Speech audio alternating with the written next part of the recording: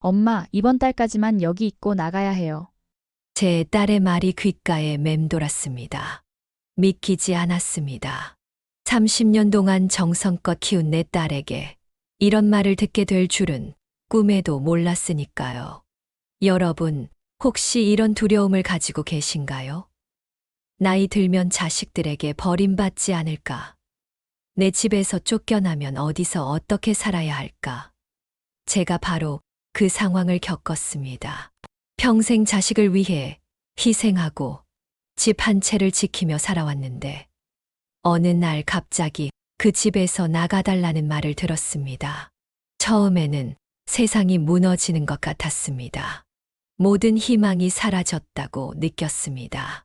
하지만 지금 저는 오히려 그때보다 더 행복하게 살고 있습니다. 월 20만 원으로 독립적인 생활을 하며 새로운 친구들과 함께 제2의 인생을 시작했기 때문입니다. 제 이야기가 비슷한 상황에 처한 분들 또는 미래에 대해 불안감을 느끼는 분들에게 작은 희망이 되었으면 합니다. 세상은 우리가 생각하는 것보다 더 많은 가능성으로 가득 차 있다는 것을 제 경험을 통해 나누고 싶습니다. 20만 원만 있으면 요양원 가지 않아도 됩니다. 자식들에게 의지하지 않아도 됩니다. 당당하게 자신을 찾고 싶은 분들은 제 이야기를 끝까지 들어주세요. 그리고 구독과 좋아요를 눌러주시면 저에게 큰 힘이 됩니다. 안녕하세요. 저는 서울 강동구에 사는 박순자입니다. 올해 67입니다. 제가 어떻게 자식에게 쫓겨난 후 새로운 인생을 찾게 되었는지 그 과정에서 알게 된 놀라운 해결책에 대해 말씀드리겠습니다. 30년 전 남편이 갑작스러운 사고로 세상을 떠났을 때 저는 37살의 젊은 나이에 15살 딸아이를 홀로 키우게 되었습니다. 당시 남편이 남긴 것이라곤 서울 변두리 허름한 아파트 한 채뿐. 저는 그 집을 지키기 위해 또 딸을 잘 키우기 위해 온가지 일을 했습니다. 새벽에는 건물 청소를, 낮에는 식당 일을, 밤에는 편의점 아르바이트까지 쉬지 않고 일했습니다. 그렇게 번 돈으로 딸을 대학까지 보냈고 결혼 자금도 마련해 주었습니다. 제 인생의 모든 것을 딸에게 바쳤다고 해도 과언이 아니었습니다. 딸은 좋은 대학을 졸업하고 대기업에 취직했습니다. 그리고 몇 년 후 같은 회사에 다니는 좋은 청년을 만나 결혼했죠. 결혼식 날 제가 얼마나 행복했는지 모릅니다. 이제 내 딸이 잘 살 수 있겠구나 하는 안도감과 함께 내가 이만큼 키워냈구나 하는 자부심도 있었습니다. 처음 몇 년간은 모든 것이 평화로웠습니다. 딸 부부는 신혼집을 마련해 따로 살았고 저도 살던 아파트에서 계속 살았습니다. 딸은 주말마다 찾아와 함께 시간을 보내곤 했고 명절이면 사위도 함께 와서 즐거운 시간을 보냈습니다. 그러던 어느 날 딸이 울면서 찾아왔습니다. 엄마, 정서방이 회사에서 지방으로 발령받았어요. 이사를 가야 해요. 그래? 어디야? 멀어? 부산이요. 엄마도 같이 가면 어때요? 우리랑 같이 살아요. 처음에는 거절했습니다. 30년 동안 살아온 이 동네, 이웃들, 그리고 제 추억이 담긴 남편과 함께 살았던 우리 집을 떠나기 싫었으니까요. 하지만 딸이 계속 설득했습니다. 엄마, 나도 여기 없는데. 엄마랑 헤어지기도 싫고. 우리랑 같이 살면 챙겨드릴 수도 있고 외롭지도 않잖아요. 게다가 곧 아이도 가질 텐데. 엄마가 손주도 봐주시면 좋잖아요. 결국 저는 딸의 말에 마음이 흔들렸습니다. 손주를 돌볼 수 있다는 생각에 설레기도 했고, 딸 가족과 함께 살면 외롭지 않을 것 같았습니다. 무엇보다 딸이 저를 필요로 한다는 게 기뻤습니다.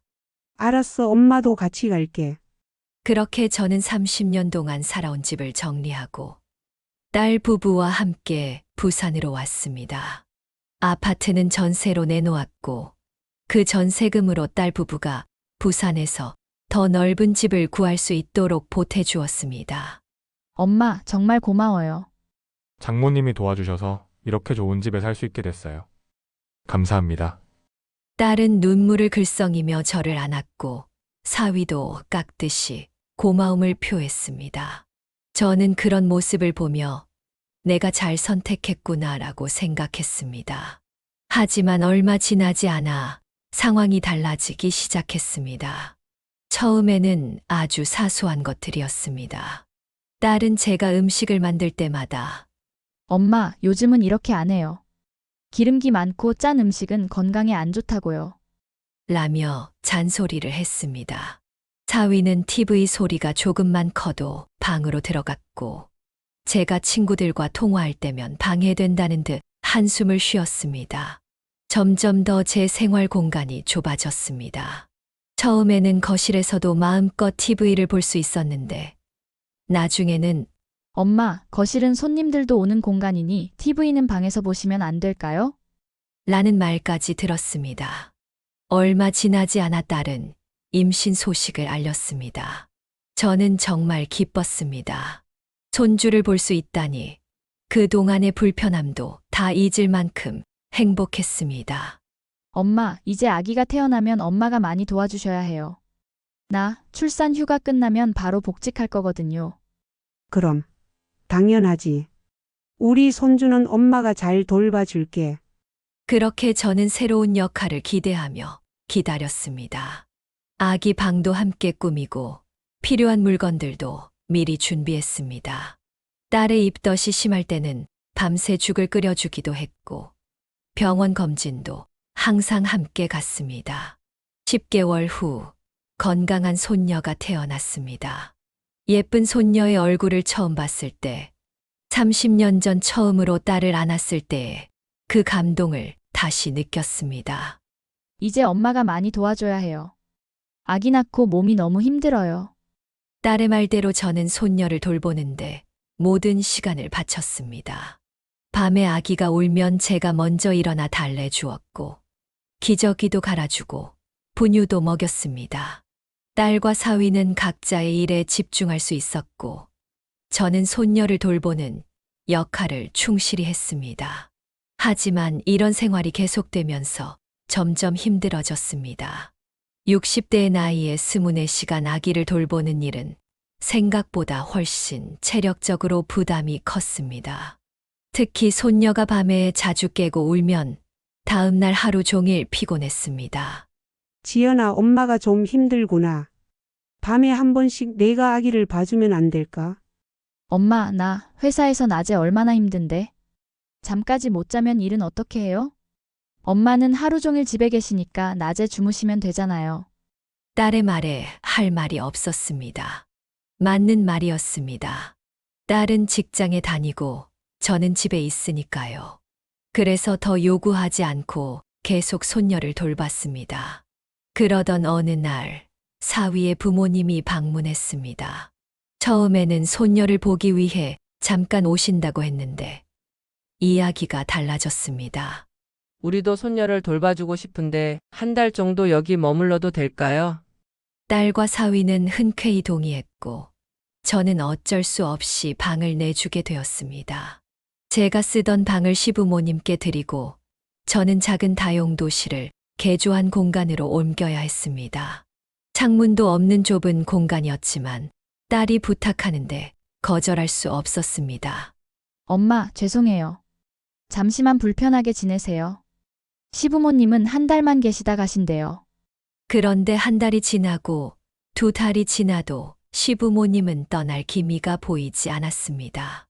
오히려 점점 더 집안에서의 영향력이 커져갔습니다. 식사 메뉴부터 손녀를 돌보는 방식까지 모든 것에 관여하기 시작했습니다. 아이고. 사돈 요새 누가 이렇게 키우나요? 너무 옛날 방식으로 아이를 돌보네요. 사돈의 말에 저는 상처를 받았지만 딸 앞에서 티를 내지 않았습니다. 하지만 더 큰 문제는 딸이 점점 시부모님 편에 서기 시작했다는 것입니다. 엄마, 시어머니 말씀이 맞는 것 같아요. 요즘 육아법은 많이 달라졌대요. 엄마 방식은 좀 구식이에요. 딸의 말에 가슴이 아팠습니다. 제가 그렇게 정성껏 키웠던 딸이 이제는 저를 구식이라고 말하고 있었으니까요. 하지만 저는 묵묵히 참았습니다. 딸이 행복하면 그걸로 됐다고 생각했습니다. 시간이 흐르면서 집안에서 제 입지는 점점 좁아졌습니다. 식사 시간에는 시부모님과 딸, 사위가 대화를 나누는 동안 저는 마치 존재하지 않는 사람처럼 무시당했습니다.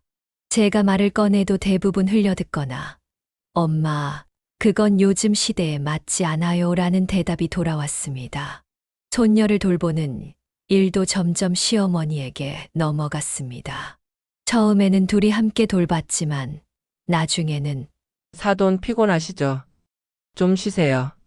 제가 할게요. 라며 제 역할을 빼앗아 갔습니다. 시어머니가 손녀에게 해주는 것과 똑같은 일을 제가 하면 딸은 엄마, 그건 시어머니가 하시게 놔두세요. 라고 말했습니다. 창문 없는 작은 방에서 밤마다 혼자 울었습니다. 내가 무슨 잘못을 했길래. 하는 생각과 함께 서울에 두고 온 제 집이 그리워졌습니다. 좁고 오래된 아파트였지만 적어도 제 공간이었고 제 마음대로 할 수 있었습니다. 상황은 점점 악화되었습니다. 어느 날 손녀가 열이 나서 제가 물수건으로 몸을 닦아주고 있었는데 시어머니가 들어와 제 손에서 수건을 빼앗았습니다. 사돈 이렇게 하면 안 돼요. 아이 체온을 더 올릴 수 있어요. 제가 딸도 이렇게 키웠는데요. 열 날 때는 물수건으로 식혀줘야. 요즘 누가 그렇게 하나요? 옛날 방식이에요. 지금은 해열제를 먼저 먹이고 기다려야 해요. 그때 딸이 들어와서 상황을 보더니 시어머니 편을 들었습니다. 엄마, 시어머니 말씀이 맞아요. 제발 예전 방식은 그만두세요. 그 순간 제 마음에 금이 갔습니다. 제가 온 마음을 다해 키운 딸이 이제는 다른 사람 편을 들며 저를 거부하고 있었습니다. 며칠 후 사위의 회사에서 해외 발령 이야기가 나왔습니다. 싱가포르로 3년간 파견을 가게 됐다는 것이었습니다. 당신 정말 좋은 기회예요. 싱가포르에 가면 승진도 빠르대요. 딸은 기뻐했고 사위도 흥분한 표정이었습니다. 저는 마음이 복잡했습니다. 싱가포르라. 또 이사를 가게 하나 외국인데. 그날 저녁 딸과 사위 그리고 시부모님이 함께 거실에 모여 이야기를 나누고 있었습니다. 저는 제 작은 방에 있었지만 문이 열려 있어 그들의 대화가 들렸습니다. 아들, 우리 모두 같이 가는 건 어렵겠지? 네, 아버지. 회사에서 주는 숙소가 크지 않아서요. 아가, 그럼 너희 어머니는 어떻게 할 거니? 시아버지의 질문에 침묵이 흘렀습니다. 그때 딸의 목소리가 들렸습니다. 엄마는 서울로 돌아가시면 될 것 같아요. 원래 엄마 집이 있거든요. 그 말을 듣는 순간 가슴이 찢어지는 것 같았습니다. 제가 전세 놓은 그 집은 이미 계약이 끝나가고 있었고 전세금도 이 집을 마련하는데 보태서 거의 남아있지 않았습니다. 그런데 딸은 마치 제가 언제든 돌아갈 집이 있는 것처럼 말하고 있었습니다. 저는 그날 밤 잠을 이루지 못했습니다. 머릿속에서는 계속 딸의 말이 맴돌았습니다. 엄마는 서울로 돌아가시면 될 것 같아요. 그 말이 제 가슴을 찢어 놓았습니다. 다음 날 아침 용기를 내어 딸에게 물었습니다. 지연아, 어제 이야기 들었어. 정서방 싱가포르에 가게 됐다면서? 딸은 잠시 당황한 기색을 보이더니 곧 표정을 가다듬었습니다. 네, 엄마. 그런데 어떻게 아셨어요? 그냥 우연히 들었어. 그런데 나는 어떻게 하면 되니? 딸은 잠시 침묵했다가 말했습니다. 엄마, 사실 말씀드리려고 했어요. 저희가 싱가포르로 가게 되면 엄마는 서울로 돌아가셔야 할 것 같아요. 회사에서 주는 숙소가 작아서 저희 세 식구만 겨우 살 수 있거든요. 그런데 서울에 있는 우리 집은 이미 전세 계약이 끝나가고 그 돈도 너희 집 마련하는데 보태줬잖니. 딸은 잠시 생각하더니 말했습니다. 아, 그렇죠. 엄마, 그럼 시부모님 댁에 잠시 머무시는 건 어떨까요? 아니면 요양원도 좋은 방법일 것 같고요. 돈이 들긴 하지만 안전하고 시설도 좋고 밥도 잘 나온다고 하더라고요. 그 말을 듣는 순간 온몸에 전율이 흘렀습니다. 요양원이라니. 저는 아직 건강했고 누군가의 도움 없이도 충분히 생활할 수 있는 사람이었습니다. 그런데 제 딸은 저에게 요양원에 가라고 말하고 있었습니다. 지연아, 엄마는 아직 건강해. 요양원 갈 필요 없어. 엄마, 제 말은 그런 뜻이 아니라 혼자 지내시기 힘드실 것 같아서요. 우리도 한국에 없으면 외롭잖아요. 요양원에 가시면 같은 또래 분들도 만나고 말동무도 생기고 좋을 것 같아서. 저는 더 이상 참을 수 없었습니다. 내가 언제 혼자 지내기 힘들다고 했니? 엄마는 아직 스스로 할 수 있어. 내가 너를 키우면서 한 번이라도 힘들다고 말한 적 있었니? 딸은 당황한 듯 말을 더듬었습니다. 그게 아니라 엄마, 저희도 어쩔 수 없는 상황이에요. 이번 발령이 정서방 경력에 정말 중요하거든요. 그러더니 딸은 점점 목소리를 높였습니다. 엄마는 왜 항상 엄마 입장만 생각하세요? 저도 제 인생이 있고 제 가정이 있어요. 이번 기회를 놓치면 정서방 어떻게 하라고요? 그 순간 제 마음에 무언가 확 무너지는 느낌이 들었습니다. 제가 평생 바쳐 키운 딸이 저를 이렇게까지 대할 줄은 몰랐습니다. 알았다. 엄마가 나가줄게. 너희들 인생에 방해되지 않게 할게.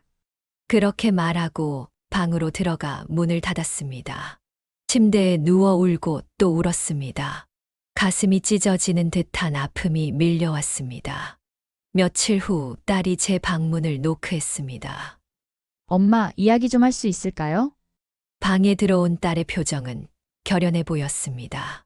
엄마, 저희가 상의해 봤는데요. 다음 달에 저희가 싱가포르로 떠나요. 이 집은 전세로 내놓을 거고요. 엄마가 서울로 돌아가실 수 있게 도와드릴게요. 내가 돌아갈 집이 어디 있어? 네가 어떻게 그런 소리를 하니? 그게 휴. 아시다시피 준비해야 할 것들이 너무 많아요. 엄마가 보태주신 전세금도 다는 돌려드릴 수 없어요. 그럴 형편이 안 돼요. 그래도 서울에서 작은 원룸 정도는 구할 수 있을 거예요. 아니면 실버타운이나 요양원이라도. 참을 수 없는 분노가 치밀어 올랐습니다. 내가 30년 동안 살던 집을 팔아서 너희 집에 보태주고 밤잠 못 자가며 손녀도 키웠는데 이제는 내다버리겠다는 거니? 딸의 얼굴이 굳어졌습니다. 엄마, 내다버린다는 표현은 너무 심한 거 아니에요? 저희도 어쩔 수 없는 상황이라고요. 이번 발령은 포기할 수 없어요. 엄마 때문에 정서방이 포기해야 해요? 그건 아니잖아요. 그건 아니야. 나도 이해해. 하지만 내가 돌아갈 집이 없다는 건 너도 알잖니. 내가 그 전세금으로 이 집 샀으니까. 그래서 원룸이라도 구해드린다고 했잖아요. 아니면 요양원도. 이것도 저것도 다 싫다고 하시면 어쩌라고요? 지연아. 엄마는 요양원 갈 사람이 아니야. 아직 건강하고 혼자서도 잘 살 수 있어. 대화는 평행선을 달렸습니다. 결국 그날 밤 저는 결심했습니다. 더 이상 딸에게 의존하지 않고 제 힘으로 살아가기로 한 것입니다. 비록 나이는 많지만 아직 건강했고 제 삶을 스스로 꾸려갈 수 있었습니다. 다음 날 저는 가방 하나를 챙겨 집을 나섰습니다. 딸에게는 잠시 생각할 시간이 필요하다는 메시지만 남기고 떠났습니다.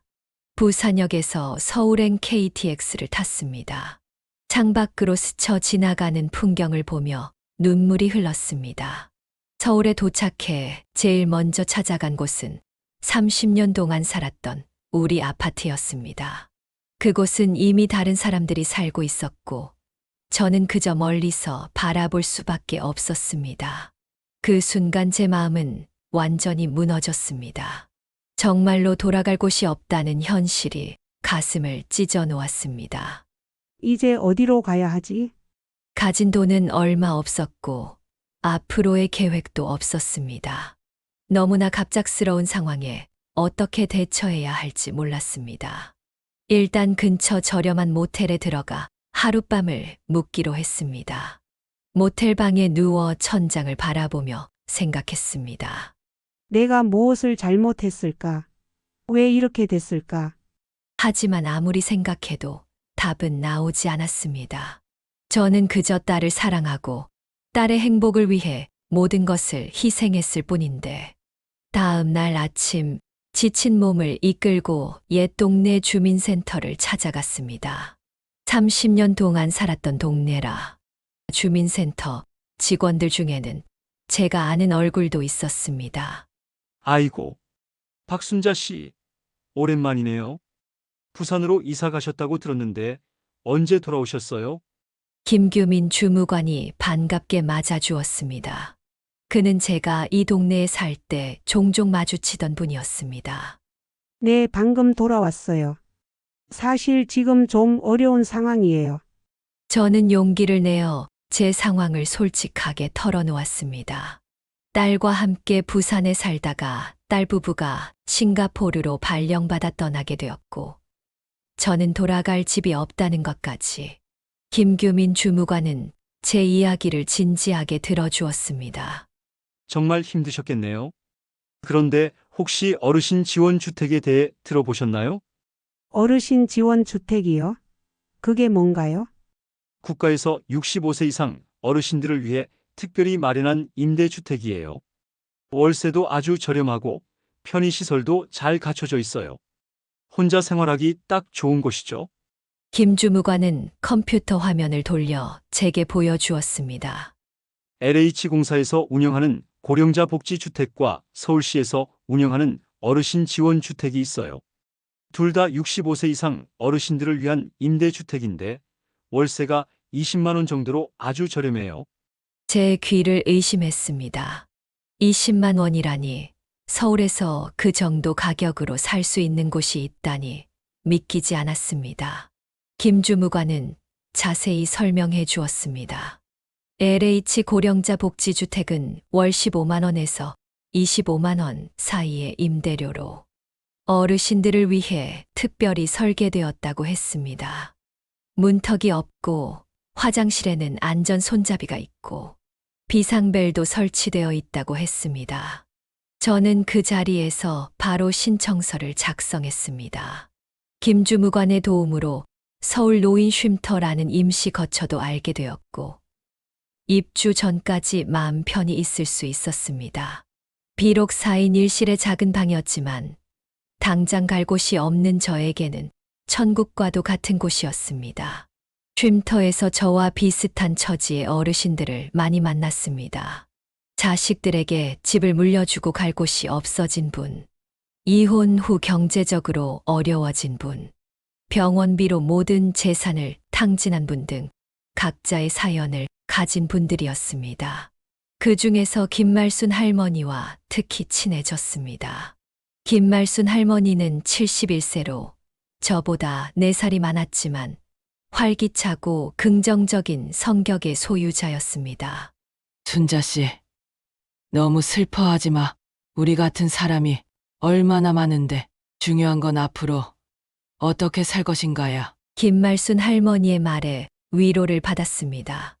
맞아요. 과거는 이미 지나갔고 지금부터 제 남은 인생을 어떻게 살아갈지가 중요한 거죠. 쉼터에 온 지 한 달이 지났을 때 기다리던 연락이 왔습니다.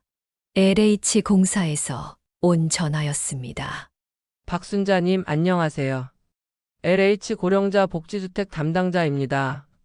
강동구 길동에 있는 복지주택에 입주 가능하신데 언제 방문해서 보시겠어요? 그 말을 듣는 순간 가슴이 뛰었습니다. 정말로 제가 살 수 있는 집이 생긴 거예요. 그것도 제가 30년 동안 살았던 강동구 근처에. 다음 날 말순 할머니와 함께 그 주택을 보러 갔습니다. LH 담당자가 친절하게 안내해 주었습니다. 이 건물은 작년에 완공된 고령자 복지주택입니다. 총 150세대가 있고 1층에는 경로당과 작은 도서관, 건강관리실이 있습니다. 건물은 생각보다 훨씬 깨끗하고 현대적이었습니다. 엘리베이터를 타고 5층으로 올라가 제게 배정된 집을 보았습니다. 여기가 박순자님께 배정된 집입니다. 7평 원룸이고 작은 주방과 화장실이 있습니다. 문을 열고 들어가자 햇빛이 가득 들어오는 아담한 공간이 나타났습니다. 비록 작았지만 깨끗하고 아늑했습니다. 월 임대료는 20만 원이고 보증금은 1,000만 원입니다. 보증금 1,000만 원. 다행히 부산에서 나올 때 통장에 있던 돈과 딸에게 돌려받은 전세금 일부로 충분히 감당할 수 있는 금액이었습니다. 저는 그 자리에서 계약서를 작성했고 일주일 후에 이사했습니다. 이사 첫날 가장 기본적인 물건들만 가지고 들어왔습니다. 쉼터에서 알게 된 분들의 도움으로 중고, 침대와 작은 식탁, 냉장고를 저렴하게 구할 수 있었습니다. 김말순 할머니는 직접 커튼을 만들어 선물해 주었습니다. 첫날 밤 새 침대에 누워 천장을 바라보며 생각했습니다. 이제 정말 내 인생의 새로운 장이 시작되는구나. 슬픔보다는 설렘이 더 컸습니다. 복지주택에서의 생활은 예상보다 훨씬 행복했습니다. 아침에는 건물 앞 공원에서 다른 어르신들과 함께 체조를 했고, 오후에는 1층 경로당에서 다양한 프로그램에 참여했습니다. 경로당에서는 그림 교실, 노래 교실, 스마트폰 교실 등 다양한 활동이 있었는데, 특히 수요일 오후에 그림 교실이 제일 즐거웠습니다. 일주일이 지나자 옆집에 사는 최할머니가 찾아왔습니다. 이사 온 지 일주일 됐다면서요? 저는 옆집에 사는 최영순이라고 해요. 인사드리러 왔어요. 최할머니는 75세로 3년 전부터 이 복지주택에 살고 있다고 했습니다. 남편과 사별 후 아들 내외와 살다가 결국 독립해서 여기로 왔다고 했습니다. 처음에는 많이 힘들었어요. 혼자 사는 게 외롭기도 하고, 하지만 지금은 정말 만족해요. 여기 사는 분들과 친해지니까 가족 같은 느낌이 들더라고요. 그날 이후로 최할머니와 자주 어울리게 되었습니다. 아침 체조도 함께 하고, 시장도 같이 가고, 가끔은 서로의 집에서 식사도 했습니다. 마음이 맞는 친구가 생기니 외로움이 많이 줄었습니다. 한 달이 지날 무렵 건물 1층에 있는 커뮤니티 센터에서 실버 공예 교실이 시작되었습니다. 최할머니의 제안으로 함께 참여했고, 그곳에서 저는 예상치 못한 재능을 발견했습니다. 공예 교실을 시작한 지 한 달 후 선생님이 특별한 제안을 했습니다. 다음 달에 실버 아티스트 전시회를 개최한다고 해요. 우리 작품들도 전시하면 어떨까요? 저는 내 인생의 여정이라는 주제로 작은 책꽂이를 만들었습니다. 강면에 제 인생의 중요한 순간들을 그림으로 담았죠. 전시회 당일 구청 문화예술과 김 주무관이 제 작품에 깊은 인상을 받았다며 실버 라이프 책자에 제 이야기를 싣고 싶다고 했습니다. 그 후 저는 구청의 실버 강사 프로그램에 참여하게 되어 지역 아동센터에서 아이들에게 공예를 가르치는 일을 하게 되었습니다. 비록 한 달에 2번이지만 아이들과 함께하는 시간이 정말 즐거웠고 작은 수입도 생겼습니다. 딸에게서는 가끔 연락이 왔습니다. 처음에는 싱가포르에서의 생활이 어떤지, 잘 지내는지 묻는 안부 전화였습니다. 저는 담담하게 제 근황을 전했고, 딸도 조심스럽게 대화를 이어갔습니다. 시간이 지나면서 서로의 상처가 조금씩 아물어갔고, 지금은 한 달에 한 번 정도 영상통화로 근황을 나누는 사이가 되었습니다. 엄마, 혼자 계시는데 불편한 거 없으세요? 괜찮아. 여기는 편의시설도 잘 되어 있고 좋은 이웃들도 많아. 오히려 지금이 인생에서 가장 행복한 시간일지도 몰라. 어느덧 제가 이 복지주택에 살게 된 지 1년이 지났습니다. 그동안 많은 것이 변했습니다. 예전에는 가족만이 제 전부라고 생각했지만 이제는 제 주변에 소중한 인연들이 많이 생겼습니다. 최할머니와 같은 친구들, 공예 교실 선생님, 구청의 김 주무관, 그리고 제가 가르치는 아이들까지. 가장 큰 변화는 내 정체성입니다. 전에는 엄마라는 이름표만 달고 살았지만, 이제는 박순자로 살고 있습니다. 내 삶의 주인공이 된 거죠. 혹시 지금 자식에게 버림받거나 노후가 두려우신가요? 포기하지 마세요. 제가 찾은 놀라운 비결이 있습니다. 국가 지원 주택으로 단 20만 원의 월세로 존엄을 지키며 살 수 있습니다. 제가 그랬듯이 여러분도 할 수 있습니다. 인생은 70세에도 80세에도 다시 시작할 수 있습니다. 제 이야기가 증명합니다. 이 영상이 도움이 되셨다면 좋아요와 구독 버튼을 눌러주세요.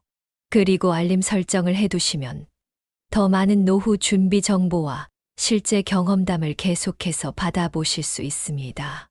여러분의 행복한 노후를 진심으로 응원합니다. 감사합니다.